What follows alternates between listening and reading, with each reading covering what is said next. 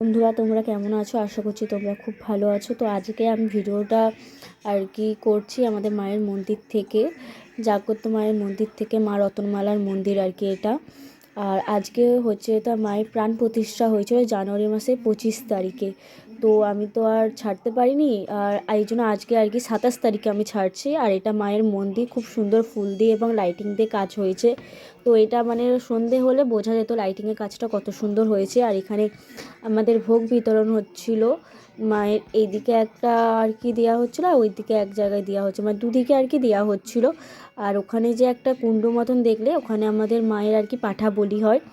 আর এখানে হচ্ছে তা আমারই একটা যা আর কি হচ্ছে তা চন্দ্রময়ী দিয়ে দিচ্ছিলো। আর এই যে এই আর একটা কাউন্টার, এখানেও আর কি ভোগ দেওয়া হচ্ছিলো, সব দাদা কাকারা মিলে আর কি দিচ্ছিলো। আর আমাদের মায়ের আর কি নির্দেশ আছে যে হচ্ছে তা আমার মানে মায়ের প্রতিমা ছাড়া আর কি অন্য কোনো প্রতিমা পুজো হয় না। হলে হয়তো কেউ হয়তো প্রতিমা তুললো, তো কিছু না কিছু প্রবলেম হয়, তো যার জন্য আর কি মায়ের প্রতিমা ছাড়া কোনো প্রতিমা পুজো হয় না। আর এটা হচ্ছে তো মা রত্নমালা দেবী, পাশে বাবা আছে বাঁদিকে, আর ডান দিকে বাবার মায়ের ছেলে আছে, আর দুদিকে দাসী আছে।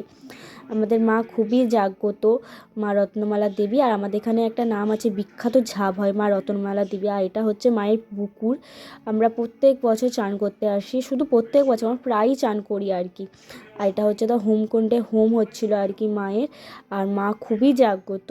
জয় মা রতনমালা দেবীর জয়। আমরা যতবারই বলি ততবারই আর কি আমাদের গা শিউরে উঠে। আর এখানে আমি আর আমার যা একটু ঢং করছিলাম দুজনে। আর এখানে আমাদের কাকি শাশুড়ি আর এসব আছে, আর ওখানে দুটো ননদ আর কি আছে। তারপরে আমরা বাড়ি চলে আসি, আমাদের বাড়ি থেকেই মা রতনমালার মুখ দেখা যায়।